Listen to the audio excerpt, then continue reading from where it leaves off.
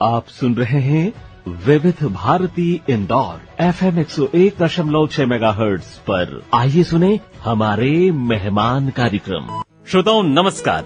हमारे मेहमान कार्यक्रम के आज के अंक के साथ मैं मुकाम सिंह चौहान आप सभी का स्वागत कर रहा हूं। नमस्कार। प्रति रविवार सुबह 11 बजे इस कार्यक्रम के माध्यम से हमारी भेंट होती है किसी खास हस्ती से। इस क्रम में आज हमारे स्टूडियो में उपस्थित हैं मध्य प्रदेश के सुप्रसिद्ध होम्योपैथिक विशेषज्ञ, देवी अहिल्या विश्वविद्यालय की कार्य परिषद के सदस्य, केंद्रीय होम्योपैथी अनुसंधान परिषद आयुष मंत्रालय के वैज्ञानिक सलाहकार तथा पत्रिका सेहत एवं सूरत के संपादक डॉक्टर अश्विनी कुमार द्विवेदी। तो डॉक्टर द्विवेदी साहब, आपका हमारे स्टूडियो में स्वागत है। धन्यवाद मुकाम जी। तो डॉक्टर साहब, शुरुआत कहाँ से कर रहे हैं? बचपन से कर रहे हैं या आज की स्थिति से कर रहे हैं? क्योंकि अभी हाल ही में आप लंदन से लौटे, यानी देश का नाम आप ऊंचा कर रहे हैं, कई अंतर्राष्ट्रीय सम्मेलनों में जा चुके हैं और आपका जो अनुसंधान है वो आप विश्व भर में फैला रहे हैं। तो सबसे पहले तो हम बचपन पे ही चलते हैं। मुकाम जी, बात तो दोनों एक ही है, चाहे यहाँ से बचपन तक जाइए या बचपन से यहाँ तक आइए, आप जैसा बोलेंगे वैसा चलेंगे। कहाँ के रहने वाले सर?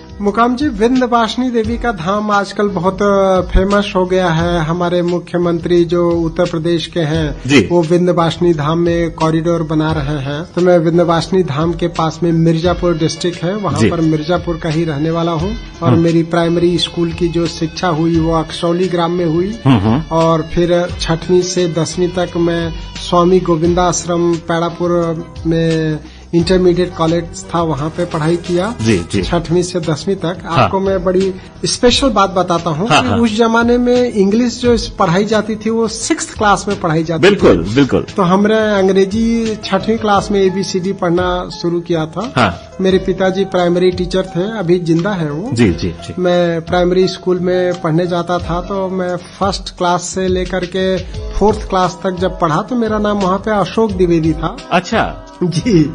तो अश्विनी कैसे बन गए? वही मैं बता रहा हूँ। फिर पिताजी को लगा कि इसको डॉक्टर बनाना है, तो उन्होंने मेरा नाम अशोक कुमार से चेंज करके अश्विनी कुमार कर दिया। क्या बात है, यानी कि पिताजी ने बचपन से ही ठान लिया था कि इन्हें डॉक्टर ही बनाना है। बिल्कुल। तो उनकी प्रेरणा है, उनका आशीर्वाद है कि आज हम इस मुकाम तक पहुँचे हैं। इतना आसान नहीं था कि मिर्जापुर से लंदन तक जाना। जी। बचपन जो बीता था काफी परेशानियों में बीता था। हम लोगों के घर में केवल एक ही साइकिल होती थी। पिताजी सरकारी नौकरी करते थे, कुछ 3800 या 4000 रुपए सैलरी आती थी और हम लोग 5 भाई बहन थे। बिल्कुल। हालांकि खेती बहुत अच्छी होती थी हमारे यहाँ। तो पिताजी का उच्च सोच जो था उसने मुझे 10th के बाद पढ़ने के लिए नागपुर भेज दिया। अच्छा। जी। 11th और 12th मेरा नागपुर में पढ़ा मैंने। फिर उसके बाद नागपुर यूनिवर्सिटी के ही अंतर्गत गोंदिया होम्योपैथिक मेडिकल कॉलेज में मैंने BHMS किया। और BHMS करने के बाद पिताजी की बड़ी इच्छा थी कि मैं नागपुर छोड़ करके वापस मिर्जापुर आ जाऊं। उनकी इच्छा थी कि मिर्जापुर में दवाखाना खोला जाए ताकि मिर्जापुर के लोगों को लाभ मिल सके। और लकीली मुझे एडमिशन मिल गया और आज आप देख ही रहे हैं कहाँ से कहाँ पहुँच गए। लेकिन ये सब इतना सरल नहीं था मुकाम से, मतलब जो बात मैं बहुत मिनटों में बोल गया वो बिल्कुल। अभी भी याद करते हैं तो रोंगटे खड़े हो जाते हैं। पिताजी की तो बहुत सारी बातें कर ली आपने, पिताजी का सपना था। माताजी की क्या इच्छा थी? माताजी मेरी बहुत सरल थी, जैसी माँ होती थी तो माँ की वो सही में मूर्ति थी, ये ऐसा बोला जाए। आज वो हमारे पास नहीं है। कहने का मतलब ये है कि मैं बहुत संपन्न हूँ, लेकिन एक दुख, एक कमी मुझे हर दिन सताती रहती है कि माँ नहीं है। माँ एक्सपायर हो गई। माँ बहुत सरल थी, वो पिताजी के सामने कुछ बोलती नहीं थी।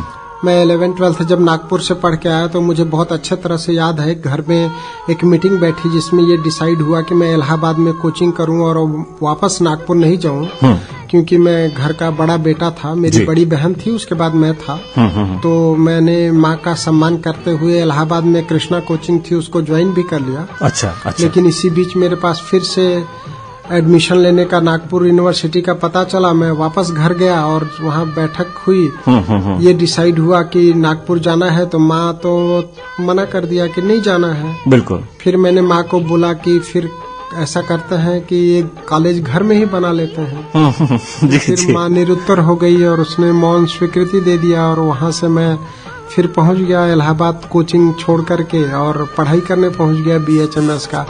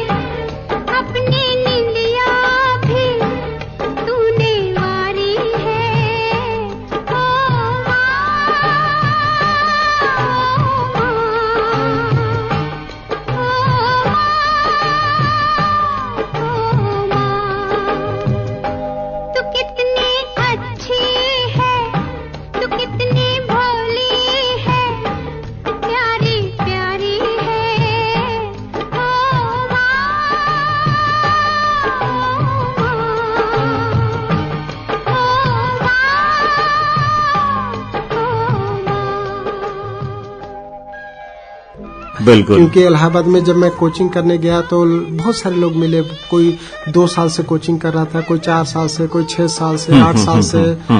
लोग बोले किसी का होता नहीं है। जी, जी। और इस बीच में डायरेक्ट एडमिशन के लिए एक पेपर में एडवर्टीजमेंट आ गया, तो हम कहा जब 4-4 साल 6-6 साल से लोग पढ़ाई कर रहे हैं, नहीं हो रहा है तो हमारा कैसे हो जाएगा। तो एडमिशन में रहा था, तो हमने सोचा ये गोल्डन अपॉर्चुनिटी है, और हम गोंदिया के लिए नागपुर निकल गए। तो माँ तो बहुत ही सरल थी। जैसे वो गाना है आपका, ऐ माँ तेरी सूरत से अलग भगवान की सूरत क्या होगी। तो हमने माँ में वो भगवान देखा हुआ है। मतलब बिल्कुल। श्रोताओं, जिसकी माँ नहीं होती है उसे हमेशा माँ की यादें, माँ की बातें सदैव मन में आती ही रहती है। नहीं, माँ ने कभी हमको डांटा नहीं कभी। और डॉक्टर द्विवेदी साहब इस वक्त माँ का स्मरण कर जिस प्रकार से भावुक हो रहे हैं, वाकई में माँ का नाम स्मरण करते ही हम लोग भी एकदम भावुक हो उठते हैं।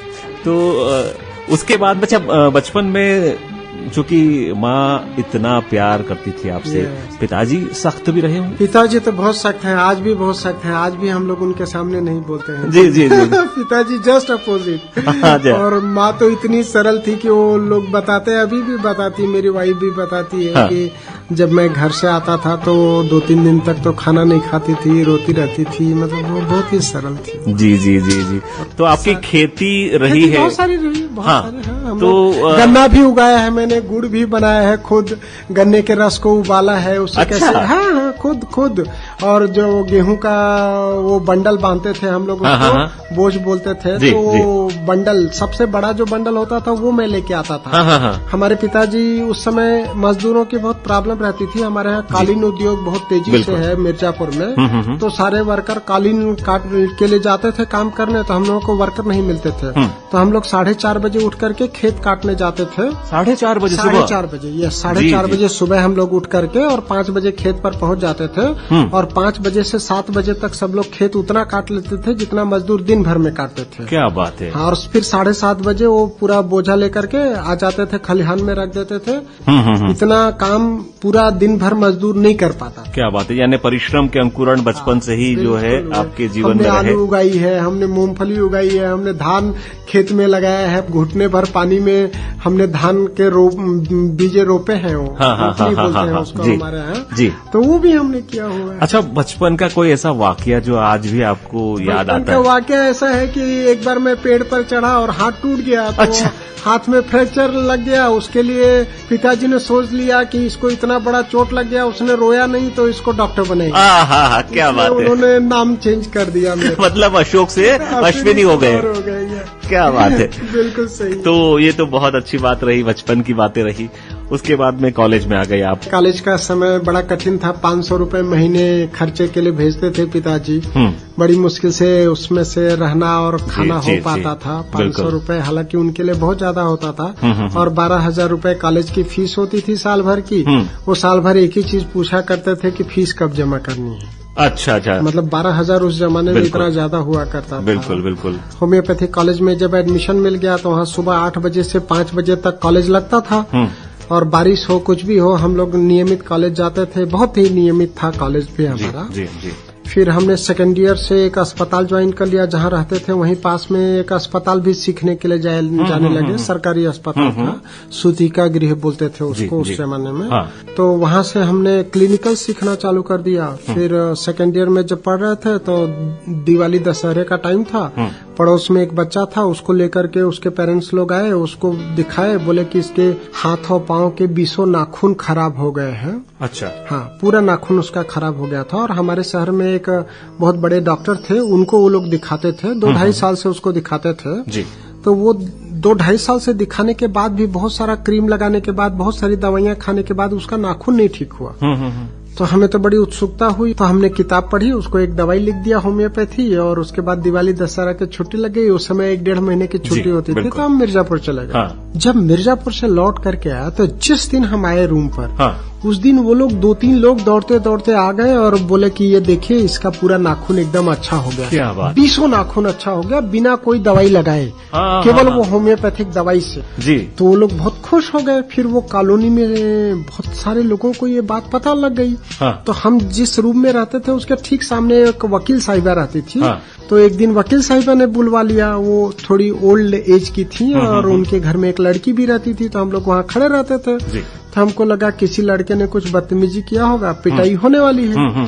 तो वो आंटी जी ने बुलाया, हम लोग गए तो बहुत अच्छे से बिठाया उन्होंने और उन्होंने बताया कि बेटा हमारा बाल झड़ रहा है और सिर दर्द हो रहा है, तो इसके लिए कुछ दवाई हमारे को लाके दे दो। तो चूंकि हमारे पास तो दवाई थी नहीं तो हम कहा हम लिख देते हैं, आप बुलवा लीजिए। बोले नहीं बेटा तुम ही लोग ला दो। उन्होंने 20 रुपए हमको दिया। अच्छा। 20 रुपए में हमने उनको दवाई ला करके दिया। हमने उस समय पिक्चर देखा, हमने नाश्ता किया और दवाई इतनी सारी ला लिया कि उसमें और भी लोगों को हम दवाई देने लगे। क्या तो बात है। उनको जो पैसा बचा था हम लोगों ने उनको वापस करने के लिए गए थे, लेकिन उन्होंने लिया नहीं। तो यानी कि शुरुआती आपकी डॉक्टरी सेकेंड ईयर से शुरू हो गई थी ये। फिर उसी सिटी के बड़े कार्डियोलॉजिस्ट ने हमको ऑफर दिया कि आप इंटर्नशिप के बाद हमको ज्वाइन कर लीजिए एज ए असिस्टेंट डॉक्टर। पर हमको जॉब नहीं करनी थी क्योंकि पिताजी का आग्रह था कि मिर्जापुर चले आओ। इसी बीच में मेरी बड़ी बहन के ससुर जी आ गए और उन्होंने बोला कि नहीं, तुमको वापस पढ़ाई करने के बाद अब मिर्जापुर नहीं आना है। अच्छा। क्योंकि अगर आप मिर्जापुर आएंगे तो आप कहलाएंगे मास्टर साहब के बेटे जी। आप कितना भी मेहनत कर लें, कितना भी बड़े हो जाएं, लेकिन कहलाएंगे यही कि ये मास्टर साहब का बेटा है। बोले कोई नई जगह जाओ, अपना ऐसा मुकाम बनाओ कि हम लोग आए तो लोग बोले कि डॉक्टर साहब के पिताजी आए। जी जी जी। तो हमारे यहाँ इंदौर का बहुत बड़ा नाम था। हालांकि इस बीच में 3 साल जबलपुर में भी रहा। मिर्जापुर और इंदौर के बीच में जबलपुर एक सिटी आती है, हमारे संस्कार धानी बोली जाती है। तो जबलपुर में मैं 3 अस्पताल में एट ए टाइम काम किया, मतलब 22 घंटे a डे 3 साल काम किया। मनोलाल अस्पताल, चिरायू अस्पताल और मार्बल सिटी अस्पताल। क्या बात। 3 जगह में 22 घंटे मैंने काम किया। तब जाकर के ये डॉक्टरी सीखा मैंने। क्या बात। डॉक्टरी किताब से नहीं हो सकती है जब तक हम गंभीरता को नहीं सीखेंगे। तो डॉक्टरी में डूबे अश्विनी कुमार को जीवन संगिनी कैसे मिल गई? जीवन संगिनी तो BHMS फर्स्ट ईयर में ही मिल गई थी ना। अच्छा। ये तो शर्त थी ना कि शादी करेंगे उसके बाद ही जाएंगे बाहर। ओहो, अच्छा। पिताजी को ऐसा था कि अगर उसको बाहर भेज दिया पढ़ने के लिए और वहाँ कोई लड़की मिल गई तो वहाँ शादी कर लेगा। जी। तो इसलिए फर्स्ट ईयर में हमारी शादी हो चुकी थी। दिल तो है दिल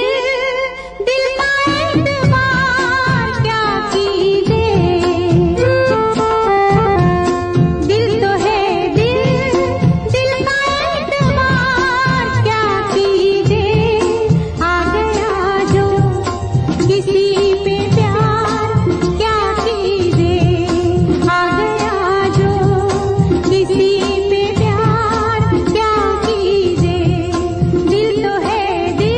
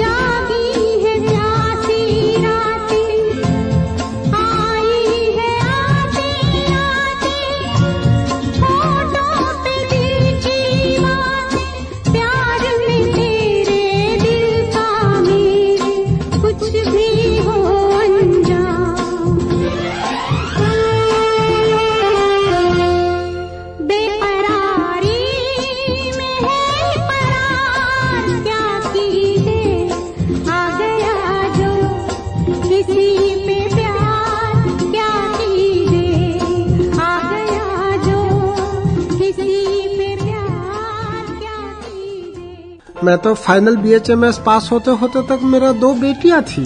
ओहो। हाँ, और इंदौर में जब आया तब मेरे को बेटा हुआ। मतलब तीनों बच्चे स्ट्रगल लाइफ में ही हो चुके थे। पूरा बच्चा उन्होंने ही संभाला और हमको संभाला, इसलिए तो हम बाहर इतना सारा काम कर पाए। इसमें मतलब क्रेडिट जो है वो श्रीमती जी को ही जाता है।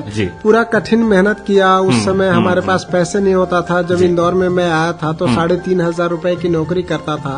यहाँ पे होम्योपैथिक मेडिकल कॉलेज था, वहाँ पे उन लोगों ने लेक्चरर और वाइस प्रिंसिपल का जॉब दिया था। उस टाइम हमारे पास खाने के लिए पैसे नहीं होते थे, रहने के लिए बहुत परेशानी होती थी, लेकिन हमने सच्चाई और मेहनत का दामन कभी नहीं छोड़ा। हाँ, कठिन मेहनत किया।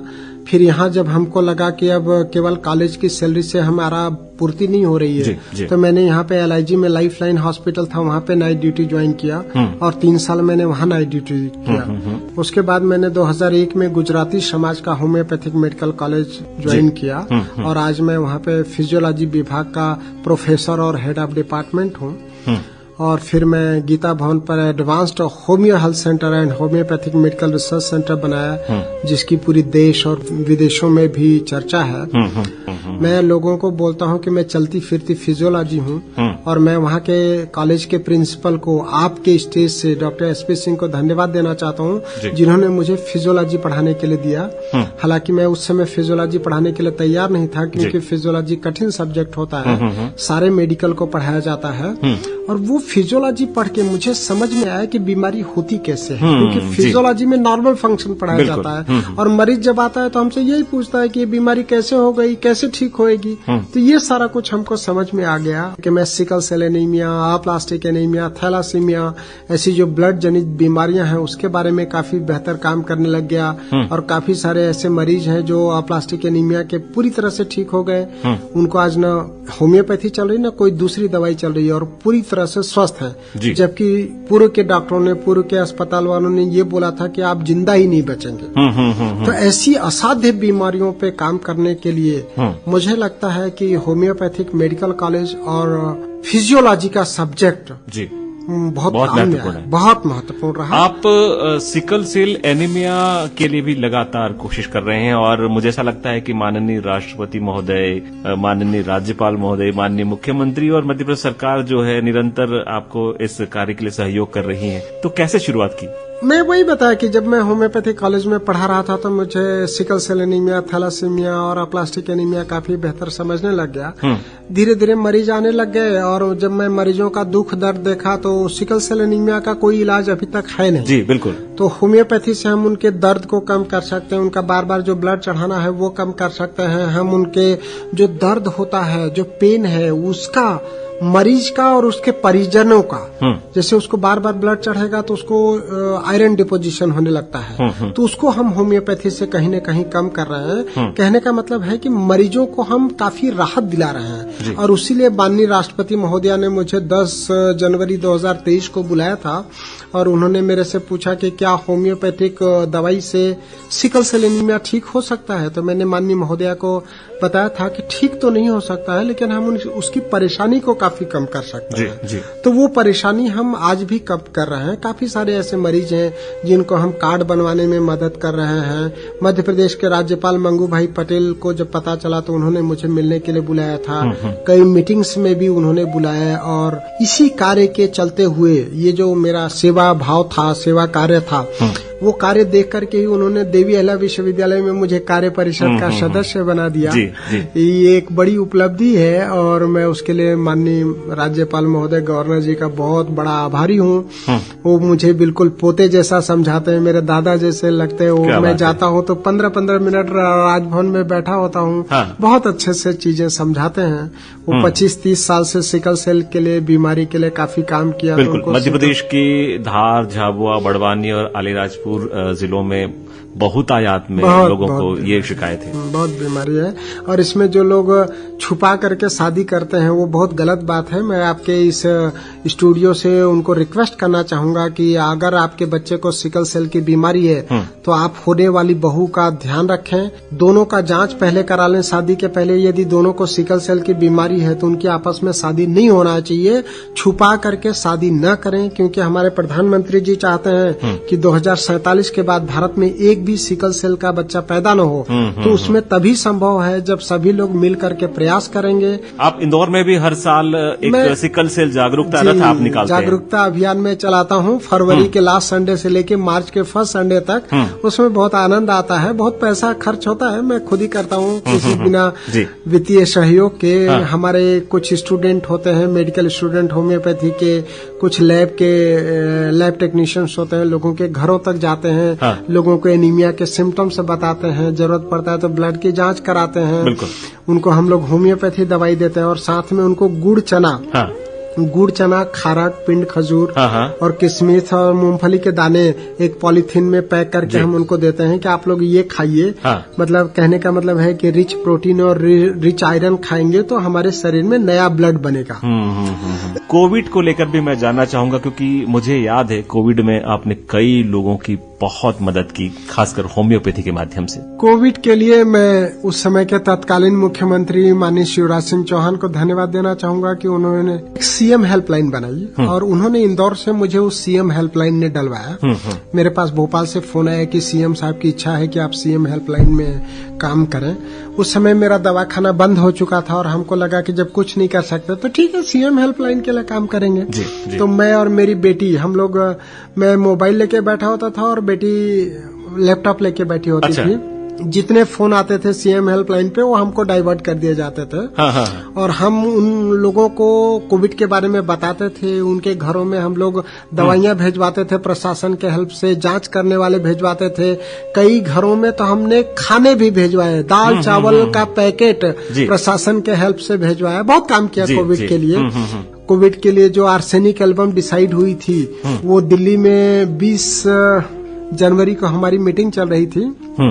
कुछ 25-26 जनवरी को मीटिंग चल रही थी साइंटिफिक एडवाइजरी बोर्ड की। उस समय आयुष मंत्रालय से मैसेज आया कि ऐसी कोई बीमारी है तो आप लोग कोई दवाई सजेस्ट कर सकते हैं। तो मुझे याद है कि हम लोगों ने आर्सेनिक एल्बम सजेस्ट किया था। वो एक मीटिंग का डिसीजन था। तो वो मतलब जब हमारे देश में कोविड नहीं था तब से मैं काम कर रहा था उसके लिए। बिल्कुल। वो एडवाइजरी जारी हुई 29 जनवरी 2020 को और पहला केस आया था 30 जनवरी 2020 को। तो तब से ही काम कर रहा था और कोविड में बहुत अच्छा काम करने के लिए मुझे माननीय मुख्यमंत्री जी के हाथों हमारे इंदौर प्रशासन ने सम्मानित कराया था 26 जनवरी के मेन प्रोग्राम में। तो मैं प्रशासन को भी धन्यवाद देना चाहता हूँ। एक ऐसा अनिश्चितकालीन समय था जब कुछ भी नहीं पता था कि वापस कब चीजें खुलेगी, कब सामान्य होगा। उस टाइम में हमने लोगों का बहुत हेल्प किया। मैं ऊपर वाले को भी बहुत धन्यवाद देना चाहता हूं कि उसने मुझे ये अवसर प्रदान किया। जी। आपने कहा कि आप और आपकी बेटी, तो क्या आपकी बेटी भी डॉक्टर है? मेरी एक बेटी और एक दामाद डॉक्टर हैं। बड़ी बिटिया जो है वो MBBS के बाद MD कर रही है MGM मेडिकल कॉलेज से। और मेरा एक बेटी, दूसरी बेटी जो है वो BE MBA है और उसके हस्बैंड भी BE MBA है। वो लोग बेंगलुरु में है। अच्छा। और मेरा छोटा बेटा जो है वो अभी जस्ट उसने MBBS कंप्लीट किया है। तो मेरी 2 बेटी है, एक बेटा है, जिसमें से एक बेटी और एक बेटा डॉक्टर है और एक बेटी वो इंजीनियरिंग करके। तो होम्योपैथ और एलोपैथ पूरे घर में है जी, दोनों पैथी। तो एक तरह से ये कहें कि दोनों पैथियों का समावेश जो है हो चुका है। और मैंने देखा भी है कि आप जो है आयुर्वेद, होम्योपैथ और एलोपैथ तीनों पैथियों के साथ ही आगे बढ़ते हैं। तो क्या इससे लोगों को ज्यादा फायदा होता है? बिल्कुल ज्यादा फायदा होता है। एक्चुअली मुझे लगता है कि पैथी का कोई वो नहीं होना चाहिए। हमारा जो मेन उद्देश्य है वो जो दुखी पीड़ित मानवता है उसकी सेवा करना है। हमारा आगे ऐसा ही प्लान है कि एक होलिस्टिक ट्रीटमेंट का केंद्र बनाएंगे जहाँ पे सभी चिकित्सा पद्धतियों का समावेश होगा। हमने भी एक प्राकृतिक चिकित्सा का सेंटर बनाया है 140 के सामने ग्रेटर बजेश्वरी पे। वहाँ पे जो लोग चल नहीं पाते, जिनको आर्थराइटिस, स्पॉन्डिलाइटिस इस तरह की बीमारी है, उनको हम 1.5-2 महीने 3 महीने वहाँ रखते हैं और चला के भेजते हैं। तो हम सभी चिकित्सा पद्धतियों के समावेश